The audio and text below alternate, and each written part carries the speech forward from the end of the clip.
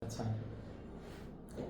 Hi, my name is Vince. I will be acting as Anna, and this is Chris. He's gonna be acting as the nurse. We will be switching roles later, so there might be a cut. So, first of all, Chris is just gonna tell me or Anna when that because my last known period was in October 4th, 2024. He'll explain to me the estimated day of delivery using that, and also explain to me or to Anna my obstetrical history or GT PAL. Hi, Anna. Hi, Chris. To calculate your estimated delivery date, we're going to use a standard method called last menstrual period or LMP. We'll use the first day of your last period, which is October 4th, 2024. And here's how it works.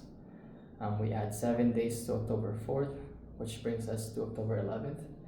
Then we subtract 3 months, so October becomes July. Well, you thought of that quick. Oh yeah.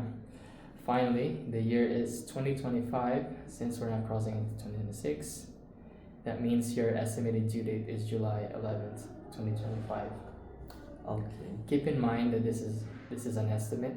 If your cycles aren't exactly 28 days, or if we do an early ultrasound, we might adjust it slightly, but for now, mark July 11th on your calendar. Okay.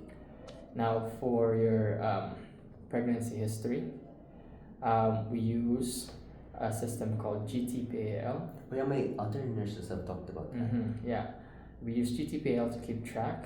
It's just a handy way to remember the key details. Here's what each letter means and how they relate to you. So G stands for gravida. This is your total number of pregnancies, including this one. So you've been pregnant 4 times. Your son, the 2 miscarriages, and now this pregnancy. So that's G4. Term births is for T. This counts babies born at or after 37 weeks. Your son was born full term, so that's T1. P stands for preterm or premature births. Babies born before 37 weeks. You haven't had any, so this is P0. Okay. A stands for abortions. This includes miscarriages or losses before 20 weeks. You've had 2, so that's A2. L is living children. This is how many children you're raising now. Your 4-year-old son makes this L1. So your GTPAL is G4, T1, P0, A2, L1. Now this helps us understand your journey at a glance. Okay. Now Chris is gonna explain to Anna her ISO immunization and how it relates to her blood type using lay terms. Anna, your blood type is AB negative, which is a bit special. Here's the key thing. If your baby has a positive blood type, which could happen if the dad is positive, your body might see the baby's blood as foreign and make antibodies that could affect future pregnancies. Would that kill my baby? It could affect your future pregnancies, yes. This is called ISO immunization. Right now, you're safe, but we'll give you a shot of RHOD or immune globulin later in pregnancy and after delivery to prevent any issues. Think of it like a shield to protect this baby and any future pregnancies.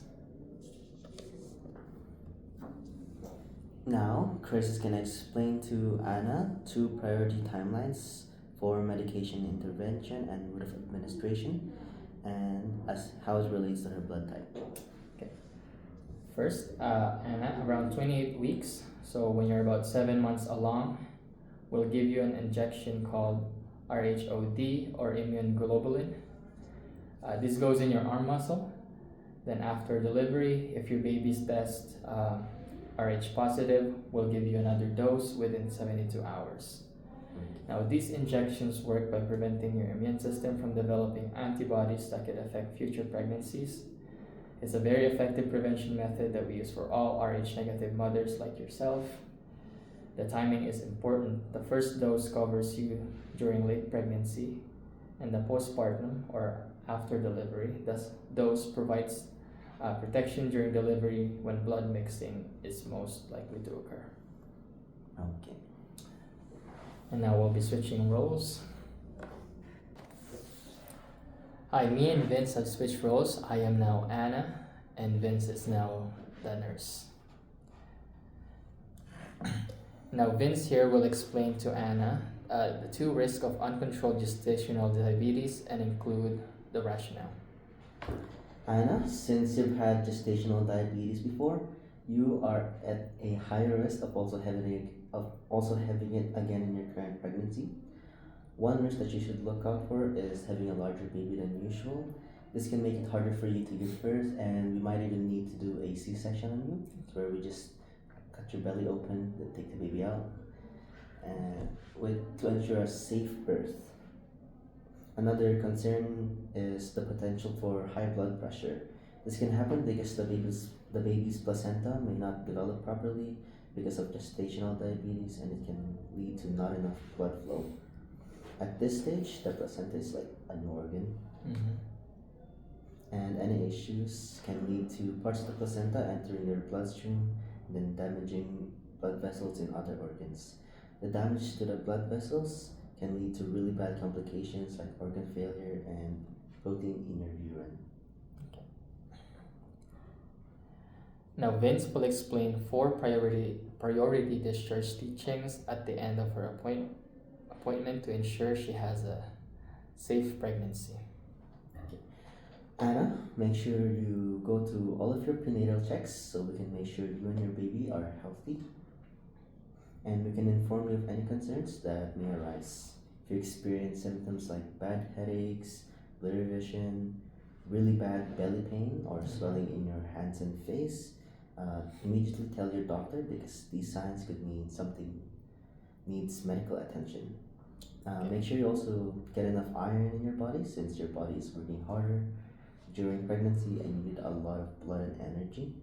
So eat iron-rich foods like meat and spinach, and maybe you can also consider taking supplements. But ask your doctor first just to make sure your iron levels are good. If you feel dizzy or very tired, or maybe if your hands and feet are cold, that might mean you're a bit anemic and have low blood pressure because there's not enough blood in your body. Okay. And this could happen because of what I said earlier, low iron levels. And finally, just make sure you're taking care of your emotional and mental well-being, okay? Having a baby, even if you've experienced it multiple times, is still very tiring, very taxing, sometimes even overwhelming. And it's also especially since you've had a history of postpartum depression before, so I can understand that you might have it again this time. And so if you ever need to, you should try to talk to someone you trust, or maybe reach out to any mental health organizations if you're ever feeling sad, anxious, or maybe not yourself. Your mental health is just as important as your physical health, so just make sure to take care of it, okay? Thank you.